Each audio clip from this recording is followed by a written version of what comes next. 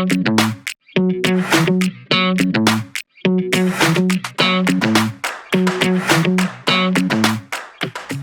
name is Keren Goldstein, and if you're watching or listening to this, you probably already know this kind of report from Boots on the Ground, TBN Israel's daily news from the front lines. Today we're doing something special. We are here at the Israel Government Press Office in Jerusalem, and I'm honored to host two people who have become a voice for Israel to millions of viewers around the world. Shoshani, senior Middle East host on TBN Israel, and Yair Pinto, IDF reservist, combat soldier who fought in Lebanon, Gaza, and the face of Boots on the Ground. Over the last 2 years, TBN Israel, through Mati and Yair, has reported daily from Israel's borders, often under fire, exposed terror groups like Hamas and Hezbollah and their connection to Iran, built a global audience of Bible-believing Christians who want to hear what is really happening in Israel, not just what they see on hostile news channels, and fought a constant battle against fake news, blood libels, and anti-Semitic narratives in the media. Thank you for this introduction. And that's I didn't know we were doing all these things. This is better than I would have said it. And that's exactly what we want to talk about today, because lately it feels like everything gets blamed on Israel, even things that have nothing to do with us. And I've just got back from London and South Africa, and in every single news headline, you see the word Israel or Gaza. And so It's always paired by negative verbiage after that. Exactly. I want to just correct one thing you said, which is that in a way that's surprising to us, the viewers are not just Christians and Bible reading. Some of them are Christians who don't read the Bible. That's a joke. And many of them, by the way, are Orthodox Jews around the world and in Israel. Yes. A very large portion of the people that come up to us, I think, are unaware of the faith element of it. Yeah, but they Or like the oblivious. fact that we're sharing the truth. They like the fact that we are asking our viewers to pray for the peace of Jerusalem. And they like the fact that we are here in I was gonna say Israel reporting the that's truth. the key. Yeah. The key has been, I think, always the fact that we're on the ground in the country, and it's very, I don't want to say nonchalant, Firsthand. but it's firsthand and it's very personal.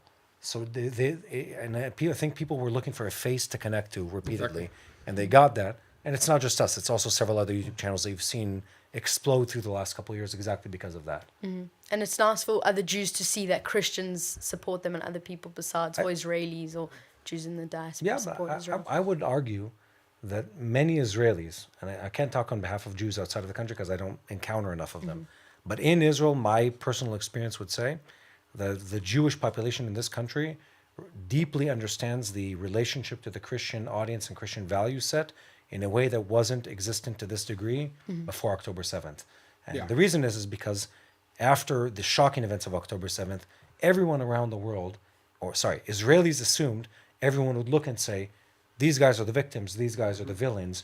It took all of 72 hours for a bunch of countries, actually it was less than that, because we were sitting with an official in the foreign ministry for dinner this week. She said it took 5 hours For everything to flip. for everything to be flipped politically and be turned against as an event where Israel's attacking the Palestinians. And we realized after that happened, there's only one group of people around the world that care about us. Those who have family members in Israel, so the Jewish community and the Christian community. And everyone else, including people that should clearly say, Hamas evil, Israel good, they were unable to say that again and again. So I think a lot of people in this country realize, wait a minute, there's a common denominator that makes people understand and distinguish between good and evil, and that is called reading the Bible and understanding God's plan. And those who have it are with us, and those who don't have it, look at Hamas and say they seem to be the good guys.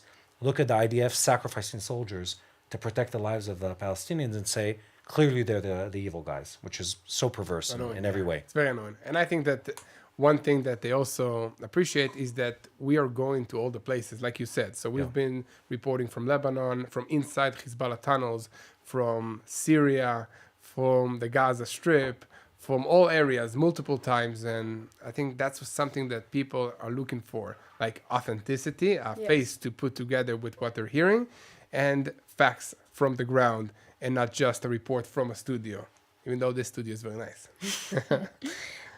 So let's talk honestly about the media, the obsession with Israel, fake news, and how you, as Jewish believers in Jesus, try to speak truth into the storm. So in the last year, it feels like every global crisis somehow gets tied back to Israel. And we see conspiracy theories that claim Israel for things that happened decades ago. And every news cycle finds a way to put Israel or Gaza in the headline. And like you don't see Greta Thunberg sailing to other countries to help suffering there. So where's this obsession with Israel coming from?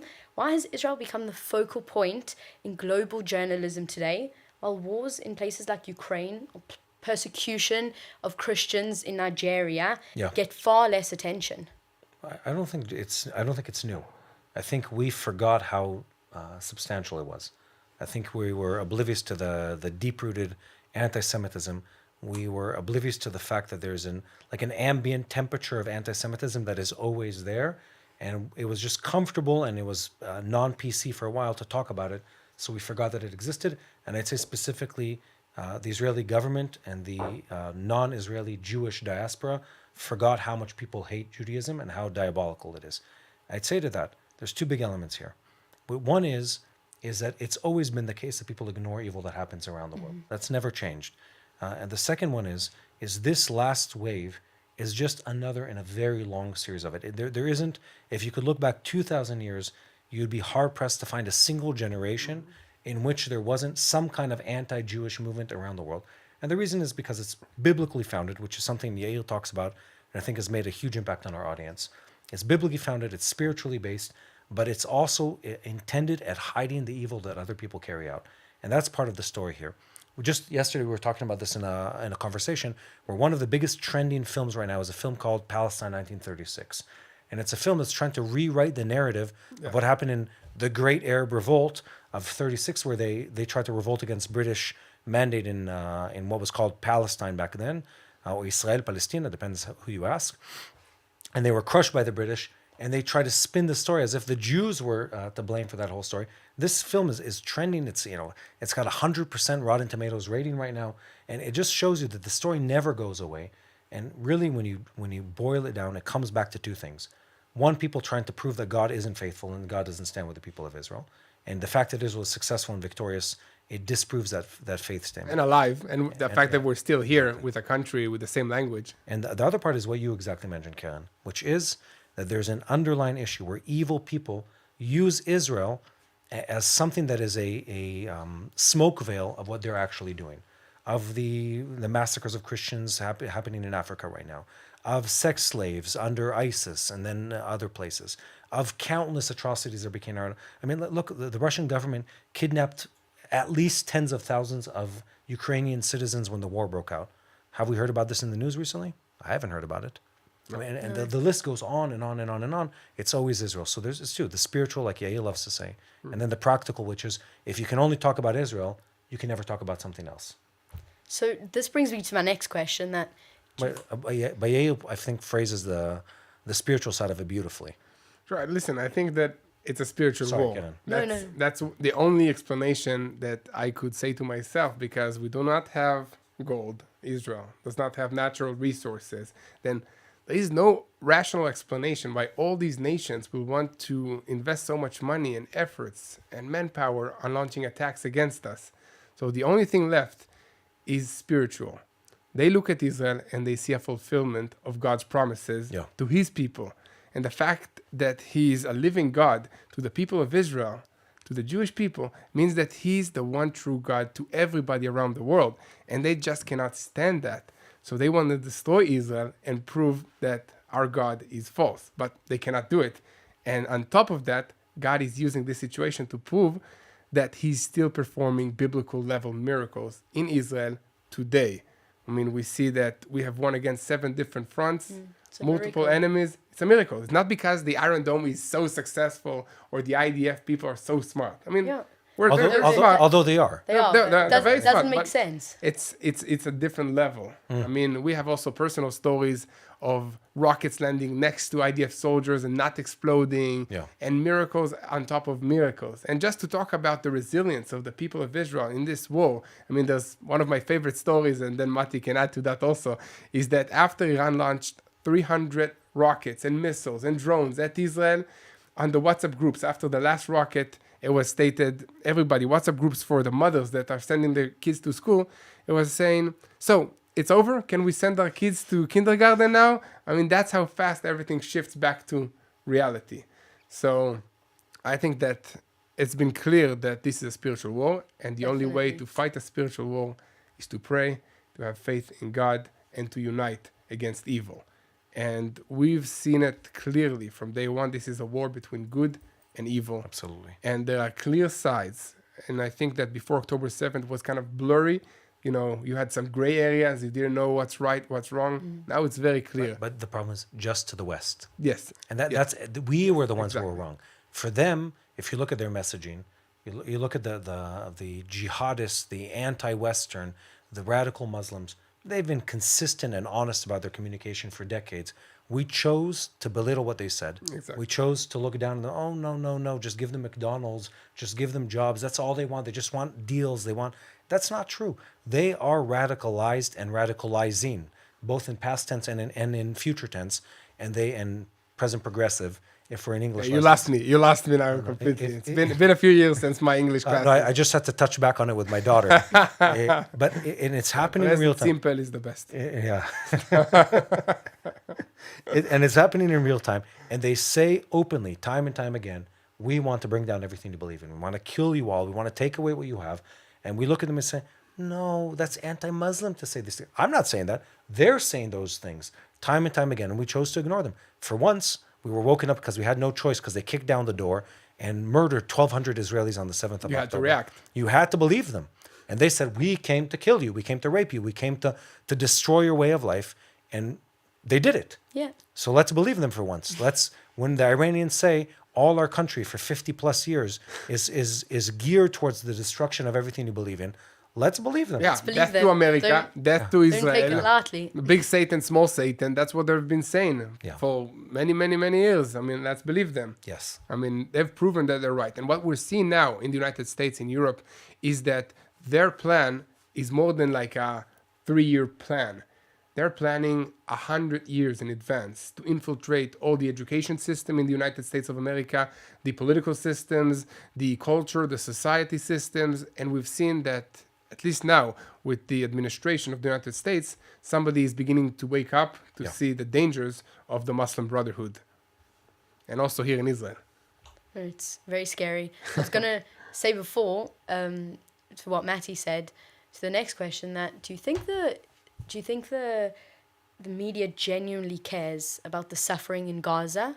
No. Or is it just a tool, an excuse to go against Israel? They don't. Yeah, you have a very clear proof of that is when the ceasefire was signed, meaning that Israel is no longer in charge of distributing the food or is no longer active fighting in the Gaza Strip. The headlines shifted to something completely different. Does it mean that the suffering in the Gaza Strip ended? Does it mean that the Palestinians have an amazing lives now? It It escalated. escalated. First of all, Hamas fired at civilian Palestinians the first day of the ceasefire. It wasn't reported all over the news. Imagine if an IDF soldier would do the same that the Hamas terrorists did to the Palestinians. It would have been on the front pages of every newspaper. But no Jews, no news. If they genuinely cared about the people in Gaza, they would have reported all the stuff that Hamas is doing to the Yeah, civilians. exactly. Listen, the Palestinians are still suffering in Gaza now. They are living in shacks, in made tents. They're still not receiving the amount of food. Hamas is now taking taxes on the humanitarian aid that is delivered to them by the United Nations and the international aid organizations. This is what's happening now on the ground. Do you hear about it in international news? All you hear is that Israel is shutting the gate for a few hours, not allowing a few trucks to enter, when there is like double the amount of food that each Palestinian needs to receive for a day. I mean, for many, many months now. And even the Hamas terrorists are shooting videos in the tunnels of them eating and having a lot of humanitarian aid food underneath the ground. So that's the situation. I think the best example was BBC, and it was another big British outlet, The Guardian. The Guardian, when allegedly Ashara's forces were in their vehicles on the way to commit genocide against the Jews in the Golan Heights. That's the way there. In Asweda. And they were in their vehicles on the way. And the Israeli Air Force goes and bombs some of the bridges that were connecting into that region and sends a warning by bombing one of the command centers inside inside Syria, saying, "If you don't stop, we're gonna bomb you." This is a good the one. headlines I remember. in these huge outlets, the headlines say, "Israel strikes in Syria," and then the more accurate headline said, "Israel strikes Syrian army command centers in Syria." And you had to read to the second paragraph to understand that we were actively stopping a genocide from taking place in another country. And the list goes on and on and on. And you look at that and you said, "You are such horrific humans. can't Like even make how?" that. How did you get this so wrong? Yeah, I mean, it's not. It's intentional. Who taught you journalism? You know, it's like it's crazy. No, and then what do you hear behind the scenes? We think, oh, they're just a little biased, but they still care. No, No, they don't. And it's systematic, and it's from the top. And these pieces of information come out bit by bit, where you hear the system, the editorial system in those outlets. They forbid people from talking about at all what's happening here. I know this from other sources, that they censor news that comes out of Israel from their own journalists, and the journalist could write a fair report that says IDF retaliates or IDF protects or something that's balanced, and his editor in the UK or his editor in New York or his editor in countless other countries in Europe, he'll change the headline and make it an anti-Israel headline. Why? Because it works, because it fits with their agenda, because it gets them clicks. Again, it's so biased, it's so twisted. They don't care about the suffering. I want to say one more thing. Is I've studied this topic of the Israel-Palestinian conflict, etc., for decades, and I think most Israelis, Yair and myself included, we grew up with this expectation that you could resolve these things. That if you did the right thing, the other side would, come to terms. The story here is much bigger than that. The story here is that there are other people around the world. Islamic Jihad and the radical movements are part of that, but also anti-Israel and anti-West movements within the left around the world are part of that too, who use the Palestinian cause as and I'll say this directly, as patsies to be used against Israel. And Patsies? Fire. Fire? Okay. They're the comfortable victims. They're used as the ones who take the worst element of the whole conflict, and they perpetuate their suffering, and they perpetuate their victimhood, and they perpetuate the mindset that leaves them in that situation and prevent things from ever changing. Which is why you have a population that after several generations is still considered to be a refugee, which is why there's no solution to this conflict. Meanwhile, around the world, countless conflicts that are of much greater levels of violence and religious war and amount of people and stuff like that, they've been resolved over the years. Not 100%, but more than has happened here. So there is no, again, we're living in this reality where the eyes of the world are aimed at Israel, and evil forces that hate Israel, that hate the Bible, that hate God's work, use every lie, every deception, and every vile act against the Palestinians, and it really is against the Palestinians, to perpetuate this situation. That's where we're living. And people should be awake to that, should realize what's really happening here, and need to speak up against it. This isn't a situation where it's, and I used to think this before October 7th, it's in the gray area, they have their perspective, we have our perspective. No, they're evil, and they side with evil, and we're good, and we do our best to do what's good. Those are very different perspectives on the world, very different courses of action on a military, political, and financial level. And Mati, this is not just an Israel problem, okay? We are now seeing reports and images from Germany that they are preparing for the Christmas markets. And you know what they're doing? They're placing anti-tank cement barricades in the entrances to Christmas markets. You know why? Because they're afraid that extreme radical Muslims will come and run over those that are celebrating Christmas in the markets, in the streets. This is happening in Germany. They didn't make this up. This has happened. No, it happened before. It happens on a regular basis. It happened also in England and in Germany. Multiple times. Yeah, exactly. Yeah. Where someone says, this Christianity is so offensive. How dare you practice the religion? Let me run over everybody. That has been your religion for millennia, and they'll plow through a crowd with a truck. And it's happened multiple times, but it's not politically correct to say that. It's not politically correct to talk about in Europe about the fact that they have a sexual assault problem where Islamic young men, many of them are illegal refugees, many of them have terrorist ties in their background, where they look at Western women as victims, and they go and they sexually assault them in public sometimes. Did you see what happened in Paris the other day? No. They sexually assaulted a woman in front of her husband. They pulled, you know what I'm talking about? Tomel. It was a couple days ago. They pulled a young couple out of their car. It was a group of Moroccan refugees illegally staying in France, I believe, and they pulled these. I think they were 22 or 23-year-olds. pulled them out of their car, sexually assaulted the woman in front of her husband, beat them both half to death, and robbed all their possessions. You don't even hear about it. Yeah, we do in Israel. They fear talking about these kind of things because it seems politically incorrect to say these kind of things. Listen, did you see what happened in Brussels, by the way, if we're talking? That there was a nativity scene and there was a pro-Palestinian rally next to it. And then they came and they cut off the head of baby Jesus and then, stole it and ran to the scene, right? Tomer, this is what's... walking in the street and they- celebrating with the head. They were celebrating with the head as part of the pro-Hamas or Free Palestine rally that they have. So this is not just a war between Israel and the Palestinians. If it will not stop here, it is already going into Europe. It's already going into the United States.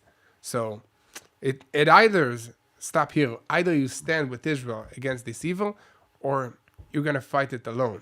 There's one more thing. People mistakenly think that it's Islam fighting for Islam. They're saying we want representation, we want equality, we want et cetera, et cetera. We want freedoms. It's not what it is. It's not what it is. It's Islamic individuals and Islamic movements fighting against Christianity and Judaism. It's not pro-Islam, it's anti-something else. And the explanation to this and the easy proof of that is the fact that when ISIS was plowing through multiple Muslim countries and murdering and capturing and torturing and burning countless individuals, innocent people, you didn't see a single demonstration in the West and by the Muslim communities against it. What you did see was them volunteering to go and fight and buy, ISIS fighters from Europe going European Muslims going to, and European Christians, by the way, going and fighting on behalf of ISIS. You didn't see any of them saying, "Oh, this is horrific," marching against the embassies, stop the massacre, stop the killings that's taking place. You didn't see any of that. All you saw was time and time again these people fighting against Western values. If it's a cartoon in a newspaper, let's burn down the newspaper. But it's never when there's an entire village that's killed of other Muslims. They never speak on behalf of it. So it's not ever an issue of in defense of the Muslims. It's not for Islam. It's against other people. Yeah. And we need to be clear about that. Yeah, so they don't care about their own lives, their people's lives, and we've seen that in the Gaza Strip. Yeah. Hamas doesn't care about the Palestinian people and their lives. They are sending their children to the IDF positions to be spies and also to be shot if they get too close. And they do that intentionally because they rather harm Israel than save the lives of their own people. Can I take this a different direction? Because Yeah. you're sitting here and we're sitting in the studio of the government press office. And I want to say this, of Israel. As you can see, the flag. Yeah. For those of you, this is the flag of Israel. If And it's your first time. and I say this because everything Yair and I are saying is not to bring us down and to feel depressed and hopeless about what we're doing. There still is enormous value in spreading the truth. And a lot of what La'am, I wish we had the English GPO, the English logos. If we had that, to say that there is a huge value in working as hard as you guys do and others do too in this country, to work with international media, to change the opinions of people, to show them the truth time and time again, and give them the choice repeatedly on a daily and hourly basis of choosing to tell the truth or to lie. And to come to Israel to Yes. see it for yourself. No, because there is a massive group of journalists that reside within Israel and cover what happens here. It's very disproportionate compared to what happens in the world. So there's huge value in doing that. Even though people will be anti-Semitic, even though the world is against us, it doesn't matter. We still need to work day in, day out to spread the truth about what's happening here in the country. Definitely. And both of you are Jews who believe in Jesus and follow Yes. the New Testament. And you speak to a lot Testament. And the Old Testament. And the Old Testament. and you speak to a lot of Christian audiences. Yeah. How do you explain the difference between anti-Semitism and anti-Zionism? Or is there a difference at all? I That's a good question. have a very powerful line I heard recently. This isn't mine, and I wish I could remember who said it. The difference is claiming that it's anti-Zionism and not anti-Semitism is saying, I'm okay with you as long as you don't have a home, which is a really funny way to think about it. It's like, I have nothing against you, but the minute you have a home, I hate you. So as long as you're homeless and weak and a victim, You're okay with me. I'm okay with you. But the minute you have a home, now you're no longer, I'm no longer okay with you and I hate you. But it's not about who you are. It's just because you have a home. And it's bizarre. What does it mean to be a Jew? Judaism, all of it is biblically speaking, historically speaking, narrative-wise, all of it is a yearning to Zion. And now that we have it, oh no, it's not anti-Jewish, it's just anti-Zionism. There's It's- everything that you stand for. Exactly. But not, I don't hate you. Just everything that you I don't believe, mind you, stand just for. hate Zionists. Yeah. No, I just hate you when you have a country and you're not homeless. So I think it's a joke. It's just a way of dressing up what always has been underlying anti-Semitism that exists globally. It's never gone away. And what you see now in the chants of from the river to the sea, in the countless people that, like this horde of zombies chant things that they know nothing about, what it is deep-bedded anti-Semitism that they're not even aware that they've culturally absorbed within their communities. And there's a lot of communities in North America that have fallen victim to it, European countries that have fallen victim to it, countries that have succumbed to the threat and the fear of Islam and radical Islamists that succumb into that. That's what it really is. It's the same thing exactly. I want to say just one last thing though. It's okay to criticize Israel. And people mistake those two conversations. Yeah. It's okay to love a people and still say, I'm not 100% with what you did there. But that's not anti-Semitism. But you do that with your family members, Yeah. with your children. You do it with the people you care You about. do it with people you love. Yeah. I mean, it's completely okay. And you see that, for instance, in the relationship between Israel and the United States, Mm-hmm. where the relationship can say, we're homies. We're together in this. We're fighting together. I'm with you. You're with me. You give me weapons. I give you technology. We have a deep relationship. And still the governments reserve the right to criticize each other and say, look, we want to be honest. We're not 100% aligned on this topic. He has his political interest. I have mine. And you can still maintain a friendship in that sense. That is what real relationships are. That's real care. That's real diplomacy in the real gentleman type of way of doing it. That's where you see it. Yeah, I think it's just an evolution of anti-Semitism. You had anti-Semitism, then you had anti-Israel, and now it's anti-Zionism. And I think that the word Zionism is kind of hard for people to understand what it means, so it's easier to make it into a bad word. Yeah. Whereas to say that, Jews are bad is something that's became like a taboo or something. Oh, I'm not It's just a cover I up. don't want to be that. But Zionism, Zionism. What is Zionism? Maybe they do want to take over the world. Maybe they do control all the banks and all the movies and all the everything. And it's easier to connect with something that you don't understand the meaning, which maybe Matti can just explain the meaning of Zionism for us. So Zionism is, do I really need to explain? So I think so. Zionism is the yearning to Zion. It's the desire of the Jewish people to have a home like every other nation, both as a national movement and as a religious entity, and as a 4,000 or 6,000 year old, depends how you count, old nation, that this has and will be always their home. I want to add one last thing.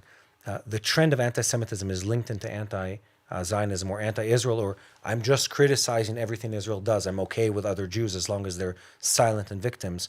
Is if you look at the recent polls that have been done globally as to the trends of anti-Semitism, they're horrific. The world is becoming a more and more increasingly anti-Semitic place. It's at the point now where about half the adult population of the world. Have you seen these researchers? No. So last year, it's the ADL, the Anti-Defamation League. They do a 10-year research paper every 10 years, and they poll. It was over 100,000 people in this last piece, and basically it's a great representation of the global population. And there's an enormous uptick in anti-Semitic opinions. And they ask it in a very clever way. They don't say, "Are you a bigot?" They don't say, "Do you hate Jews?" They ask these narratives. Do you think Jews control the global economy? Do you think Jews do this and that? And the uptick is unbelievable, especially strong in anti-Semitic countries, certain Eastern European countries, etc., where it's in the 70+% percentile of the population. But also, interestingly, in Asian countries that don't have a Christian background, don't have an anti-Semitic root. It's also rooted there. It's becoming more and more popular there. Really? But there, the researchers say we have a bit of an asterisk on this whole conversation where we're not sure it's actually negative. Maybe they're like they want to be like the So listen, they control the banks. So, it's a good thing. we have Maybe like Asian that. clients and we have Asian friends, Yeah. and they'll say in sermons and stuff like that, well, the Jews, they know about money, and it's not a negative sense. Anti-Semitic It's remark. not anti-Semitic. It's like, let's be like them. The God's blessed them. Let's be like them. That they look at that. But the other part of it is there are people that are anti-Semitic that don't know they're anti-Semitic. It's one thing to say, here's my foundation for this, therefore I hate them. There's a lot of people that don't realize they're anti-Semitic. There are Holocaust deniers who don't know what the Holocaust is. Exactly. And that's even more terrifying because they're both ignorant about the topic and hold very strong opinions. That's the most dangerous kind of person. Exactly. It's also become like politically correct now to be anti-Zionist. So it's like almost politically correct to be anti-Semitic because it's just a cover-up. I think people who used to feel shy about being anti-Semitic, Now they know. and then Yeah. this rise of it's the rise of Islam, the rise of strong leftists, and also the rise of the pendulum movement to that, which is extreme leftist. Now all these people sort of converge to one like thought process, which is let's blame the Jews for everything that happens. And you see that 5-6 years ago, and the Jews will not replace us chants in where was it, Charleston, in the U.S. in those riots. Charleston, North Carolina, where was it taking place? Charleston. And you see it in European capitals, you see it in the US now in the post-October 7th chants. These thoughts of anti-Jewish, anti-Zionist, anti-Semitic, where now they just feel comfortable to say it. Well, Jews are the enemy, clearly, evidently. It's obvious to everyone now. Yeah. They just lost every element of shame about it. And also now what we're seeing is that the right side of the American politics is also accusing the Jews, meaning the Bible-believing Christians of the so-called conservative side are also blaming Israel for everything that's happening and trying to create, separation between the church and the Christian Zionism, basically separate the Bible-believing Christians from Israel, which they are our biggest supporters. So this is, I think, a very, very dangerous trend. And what's the most dangerous about it is that it has no basis in the Bible. So they are claiming to be Christians, but they don't base any of their claims on the Bible, which is supposed to be the one ground that all of us agree on. Especially Bible-believing Christians and Jews who believe the Bible. So It's scary. it's very scary, yeah. And you're not just a reporter, but you actually served in the IDF and now in the war in Gaza and in Lebanon. And you put your life on the line for your country and with a camera in your hand. And how did it feel to see the media reporting the opposite of what you saw and experienced in real life? Was it frustrating? Was it painful? So it was really, really shocking at first because both Mati and I got called on October 7th to fight on different borders. I was called to the border with Lebanon and Mati was called to Judea and Samaria. And we knew what happened. We saw the rockets coming above us. We ran to the bomb shelters with our children. We saw the reports of the Israeli kidnapped babies, kids, young adults, women, children, and the elderly into the Gaza Strip. And we were just putting the uniform on and going to defend the country. And while everything was so clear to us, we heard that around the world, the media is reporting the exact opposite. Yeah. So first of all, it was, like, as I said, it was shocking. I couldn't believe that the world is this bias against Israel. But then, as I said, I realized it's a spiritual war. It's the only explanation. And at that moment, we decided together with Tomer and our team to start reporting what we had. We had a phone, cell phone, and we reported from the front lines every day. First of all, it was like our feelings, what we're going through, the reason that we are fighting this war, which is to defend our children, my wife, my kids, my neighborhood, my family. And then it's because they launched an attack against us and we just want to live here. So it was very important for us to share that fact, the reason why we are fighting this war, the fact that they launched an attack against us, the fact that we had a ceasefire on October 6th. It ended on October 7th when Hamas entered Israel, kidnapped, and launched an attack against us. So it was very important to share the basics and then to encourage people to pray for the situation. Mm-hmm. And once a false claim about Israel goes viral globally, it feels almost impossible to correct it. Yeah. From your experience, how hard is it to fight fake news once it spreads? And can you give me an example from your own work where a lie went out and you try to push back? So I think it's very, very, very hard to share the truth, and it's very easy to share lies. Because sharing lies, you can just invent a narrative and then say it a million times, and then people will believe it. Because especially in our days with social media, TikTok, and all the fast videos, you have like a minute to learn about a subject, and then you create and base your opinion on that minute that you watch of a video or whatever it is. But in order to share the truth, you need to say, stop, let's research this. The IDF needs to investigate the incident of what happened. And then that takes time. You need to interview people, you need to bring the footage. And by the time you issue a response, then it's already too late because it's yesterday news. And all the headlines already said the lie because they want the headlines. They want the extreme stuff. They want to see the fact that like Israel is striking in Syria, or Israel and the IDF struck a hospital in the Gaza Strip. And then after 2 days of investigation, you find out that it was a rocket that was launched by Hamas and malfunctioned and then ended up landing on the hospital itself. But that takes time to find out, and then it ends up at the last page of the newspaper or maybe at a 5-minute end piece on the news. So it's very, very hard, but we're trying to do our best. That's why we work around the clock. Tomer here, our editor-in-chief, he's waking up every day at like 4 or something like that. And then he writes the report. And then we have a big team that edits everything so that when it's 5 p.m. in the US, they can open the news after work and receive the fresh updates of what happened in Israel. And they get it even before CNN gives them the updates because we are here on the ground and reporting everything. And we are very detailed about the facts, about what's happening. And we will work closely with the IDF on getting the facts straight from the field. Mm-hmm. And many young journalists today feel they have to take a side and be activists and not necessarily reporters.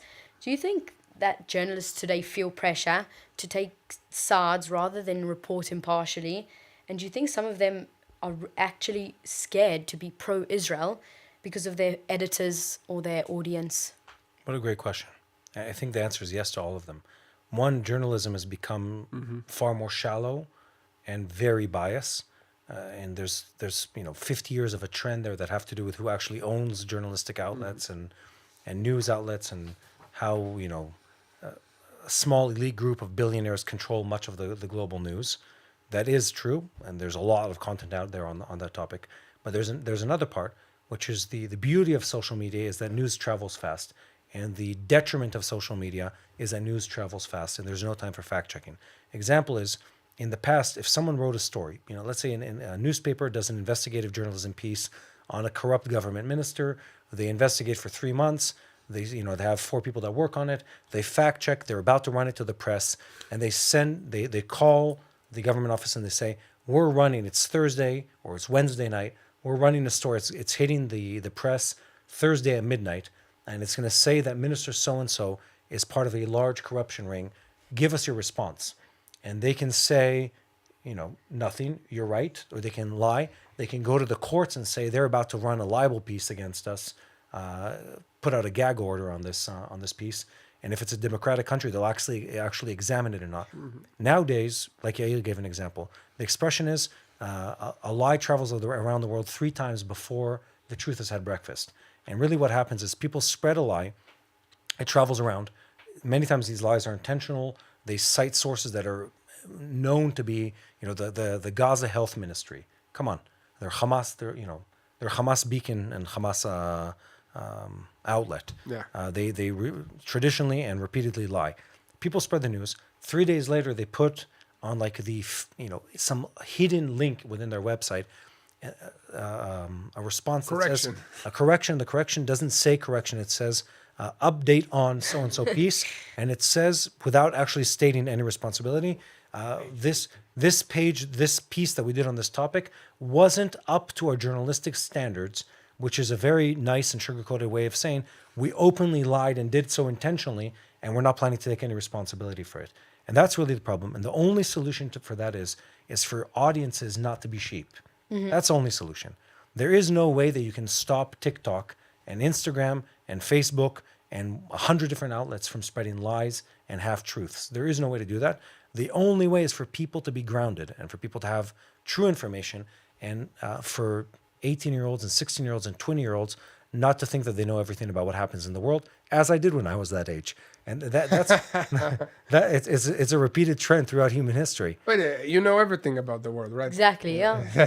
So I mean, that's I'm on only TikTok. that's only way to stop it. And I'd say one more thing to answer your question, which is people feel like they have to take sides, and I think that's the wrong way to go about it. I'm 100% okay with someone who's a Palestinian journalist who only writes about suffering in the Palestinian side. There's nothing wrong with acknowledging the suffering of the Palestinians. There's nothing wrong about acknowledging the fact that the people in Gaza have had a really rough couple years. Nothing wrong with that. They deserve all the mercy, all the compassion, and all the aid that those people can get. But that's fine. He can be a journalist on the topic, and he will be 100% truthful and honest if what he says is these people are suffering. But don't lie about the context. Exactly. Don't lie about the big story. Yeah. And I'd say it also goes to the other side. I don't want to call I'm not one side or the other of the map, but I'd say someone who's Zionist and pro-Israeli and Bible reading doesn't have to have any hesitation to say openly, I care deeply about the suffering of the Palestinian people, but not just them. I care deeply also about all the suffering. I care about the Ukrainians who are having their country blitzed by the Russians. I was about to say the Germans. The word blitz connects you to Germany, right? By the Russians time and time again. I care deeply about, you see the images coming out of Africa, people being massacred in tribal wars that are Islam on Christianity or Islam on Islam. And you should be moved to tears with every expression of human suffering. That should be the truth, but you need to tell the truth. And you should be able to be honest about it. And the problem really is that many outlets now have an agenda and they have a party line and they follow that party line. By the way, that applies also to his only pro-Israeli outlets. In the pro-Israeli side, including Israeli journalism, there should be a healthy space for people to criticize and to fact check what is said. There needs to be that. And I want to say this, the difference is the IDF, and I know this because we work with them closely, and for me it's almost a family almost a family matter. My young brother is the international spokesperson. Wow. And you look at it, the IDF thoroughly investigates, and we acknowledge that there's human failure within the IDF, and we don't necessarily take every soldier at their word. They go and investigate directly every claim, every organization, every phone call made by the BBC or CNN that says, did you strike against a convoy of so-and-so? They go and fact check it all the way. And if someone committed a crime, he's tried for it. He's removed from his position. And I know many of these stories personally. I know this to be a fact. That doesn't happen on the other side. No one pays a price for lying. No one pays a price for violating whatever law they're supposed to be upholding. Well, hopefully the BBC will pay a price for lying because Donald Trump is threatening to sue them. Good. So I saw that. You saw that? So Yes. maybe they will because I think they edited his video Exactly. that made it. I can't remember the context, but I saw that. made it look made it look very militant in Yes. in his that wordings. he supported violence or Yeah, exactly, Yeah, and exactly. And he didn't like that It's not very only- much. yeah. So it's nice to see that We're not somebody's alone. paying the price. And after that, I think that there were reports of heads of the BBC resigning, and you see how deep it goes to the top level of this organization. Yeah, it's intentional. Yeah, I think I saw a video of your brother actually on my TikTok of Very possibly. yeah. it looks Got like a- him, right? Exactly. He's nicer and better. So today we don't only deal with biased headlines, but we also deal with AI generated images and videos. And Hamas and other terror groups have already started using AI for propaganda. Yeah. So how does a journalist in 2025 navigate what's true and what's fake? And are you personally worried about a world where we can't tell the difference between AI and reality? Because I already get confused when I see some. Now, listen, I think videos. that technology always has good sides and bad sides, and people are always afraid of new technologies that are coming out, think that this will be the end of us. But I think that humankind has always the upper hand, and if you're not afraid of something, you can use it to do good in everything that you're doing. Let's say AI, okay? So we're translating, our team is translating our videos into French and into Portuguese. So sometimes in the street, people come to me and start speaking to me in these languages, but I have no clue how to speak these languages. But it's so good that they think that I actually speak them. So Yeah. that's a good way because Can that use it way, for the good. yeah, we are reaching the French-speaking audience as well, and the Portuguese-speaking audience, and hopefully many more audiences around the world with what's happening in Israel. So that's a good way to use it. And then on the other hand, you have Hamas terrorists, also Iranian, the Ayatollah regime, using AI to show that they actually downed Israeli planes in the 12-day war between Israel and Iran. So we've seen all these planes that Israel doesn't have, but they're down next to Iranian flags, and they're saying, yeah, we took out this plane to increase their internal morale. And also in the Gaza Strip, AI was used to show the suffering of Palestinians, Palestinian kids starving, and some of it was used with AI, some of it was used with pictures of kids that actually have a pre-existing condition, and some of them were even treated by Israel or allowed transfer to other hospitals outside of the Gaza Strip by Israel, and then these images were used against us. So it's very hard, but like everything, I think that if the technology for fake news grows, there will be also technology for making sure that it's accurate or not as well. But in everything, you need to understand and to study more than just a minute and a half of what's happening in every situation before you make your opinion. That's one thing. And then if you take it to the spiritual level, you need all the help that you can get from God. So pray about stuff. I mean, ask God to give you wisdom to discern what's good, what's bad, what's true, and what's a lie. I'd say there's another element here, which is part of the reason that AI is effective at persuading people, is the fact that people are easily persuaded. In essence, if I say, look at this picture, look at the picture, and that's enough to like send you on this, emotional roller coaster. Oh no, this happened. Blah, blah, blah, blah. It's like, wait, be grounded in facts for just 1 second. Actually fact check. Look at the sources. And the problem is so many people, it takes one TikToker or one, Instagram or one influencer to just say, so-and-so happened. I know it. And the government's lying to you about it. And they go on this rage and it never stops. And, find out months later, they've allowed their entire worldview to be shaped by it. Meanwhile, this guy made it up like 20 seconds before he started rolling. Yeah, said something like, I heard an IDF soldier saying that the IDF is doing terrible things to the Palestinians in the Gaza Strip. Boom. Okay, so it's now proof, it's facts, it goes viral. And that shapes the reality. It might be true, it might be false, but it doesn't mean that Israel and the IDF as a nation is acting wrongly. So no, and that's exactly the point. Is that when people are so easily triggered by everything that they see, it's very easy for lies to work. Exactly. If you already are on the edge to one side, then if somebody just gives you a little bit of a push, then you can go all out. But it goes both directions. Because if someone said I'm only pro-Israel, let's take their side. I'll play devil's advocate for a second. They're only pro-Israel and they only care about Israel, and you show them a picture. Look, the IDF bombed these homes, and a Palestinian kid was killed in the Gaza Strip. If their immediate response is this couldn't possibly be true, that's also wrong. They should be able to respond calmly and say, okay, let's investigate. Where did this come from? What happened? Let's stay with the story for just a second and give time for their worldview to be shaped. Meanwhile, if and this goes both ways, if they don't have any patience in checking anything and everything is a trigger one way or another, and you explode emotionally about everything that you see, that's the problem. AI does. You don't need AI. You can just use. What should they do? Use a picture from the war in Yemen from 7 years ago, 20 years ago, and it's enough to trigger people. Use a story of someone who's not even part of this conflict, and then say, look, here's evidence, and it's still enough for people because they don't care. They don't care about the facts. They just care about their emotions and being triggered, and et cetera, et cetera. You have to be grounded. You have to be more solid. You have to be slower to respond. You have to have compassion to the other side. We need to be more holistic in the way we approach the world. Yeah, and in general, I think that there's a separation between the personal level of interaction. I mean, let's say a person is suffering. We should all, care about him, especially on a personal level. This is one of the core values of Judaism and Christianity, to care about our neighbors, to care about each other, to care about mankind. But there is a difference between caring about the individual and acting as a nation. It's also differentiated in the Bible. I mean, there are commandments that people of Israel were told to go and take control of that territory and to defend ourselves and to act to conquer the land and stuff like that as a nation. But there are also commandments to take care of the poor, of the foreigner, of the slaves, and everybody as a personal level. So there's two different things, and I think that the world today, especially the West, got that mixed up.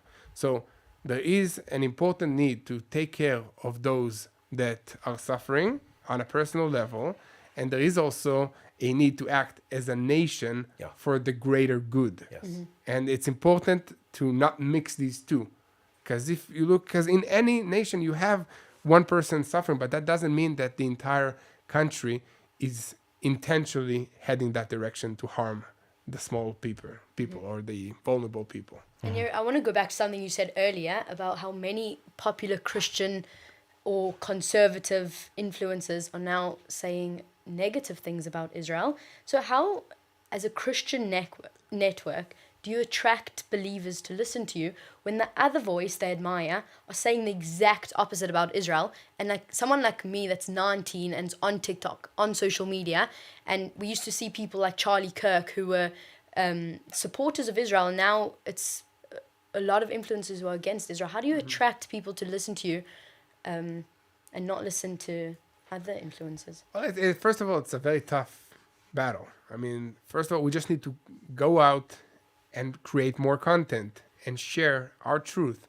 and to share our side and to equip those Bible-believing Christians that maybe do not have the foundational knowledge to battle these confident podcasters with their very eloquent terms on their shows, and give them, the facts, the truth. But all in all, I think that if it's not based on the Bible, then something is wrong there.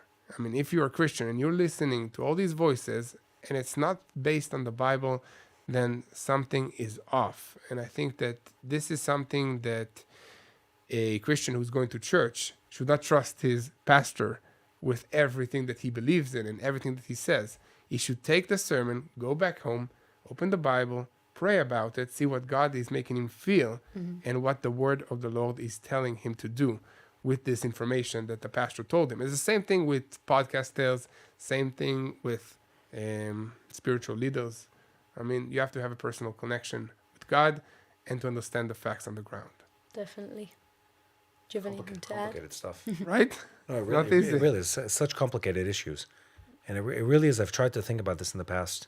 How do you reach people when you have like these young individuals around the world? And I think many of them come from this positive motivation. And then when you think about like, where are they going to be able to find balanced information? It's so difficult.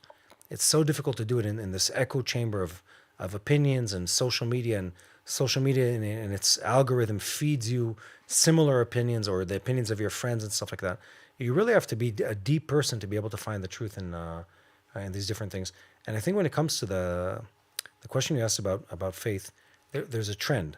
And the trend, sadly, is often missed by people, where, one, we don't need to discredit everything that these people say. We need to listen to their criticism because some of it comes from an interesting and rarely from a valid place, but at least it's good to understand where they're coming from. It has to do with an isolationist trend within conservatism in North America. Not the first or second time this has happened. They did it before World War II. They did it also before that. There is a mindset which is part of like the American like zeitgeist, which is we want to be alone and we don't want to be involved or pulled into international politics. Trump is a counter movement to that almost because he's very involved in what's happening around the world as a force of good. That's one thing to understand, that there's a political draw behind it. The second thing is, again, it goes back to social media. Some of these people are being heavily influenced by people backing them and promoting them. They make a flip. It's or ideological influence in certain cases. Or financial. Or financial, or both. And the financial goes two ways. One, they might have someone backing them. Qatar is a great example, where they're incentivized directly or indirectly to work on behalf of them. And I don't want to make any names to avoid lawsuits. And there's another aspect, which is social media, in its essence, it compensates you and it rewards you for saying sensationalist things. No one gets many likes and views for saying, guys, this is a complex story. It's going to take me 10 minutes to unpack. Everyone gets incentivized when they say, the Mossad killed Charlie Kirk. That's not the case, but people said it. And I imagine this conversation when Candace Owens, she started with, Charlie was my friend. I'm so sorry about what happened. Then she did like 5 lives back to back, day after day. And she had, we're talking astronomical and groundbreaking numbers of people watching these lives, in the tens of millions watching these lives broadcasts. and sane, or it was millions, and then it became many, many millions. And again, I know how much money you make from those kind of things. It's a lot of money. And so the digital team is like, Candace, we need to do this. Again, When keep saying it, keep extreme. saying it. It's bringing us the views. It doesn't even have to do with values at that point. It's just about the way the system is set up. Problematic world that we're living in. No, And not we need, easy answer. No, the only solution is call people to depth, both spiritually and as far as education and knowledge. Don't rely on a single source, Yeah. and don't be a baby. Don't allow a single piece of information to completely shape your worldview. Exactly. You know, you have to be less explosive. You have to be less responsive. You have to be grounded, and not this little child that, you know, like every new bit of information makes you forget about everything you knew previously. Exactly. So Matty, Yair, thank you. Thank you. We've talked about media bias, fake news, AR, and the spiritual battle around truth and lies. But before we finish, I want to ask for two things. First, if you're watching this and you care about truth from Israel, follow TBN Israel, share these programs with Thank your you. friends, and don't let the algorithms decide what you believe. Thank you so much, guys. Thank you. Thank you.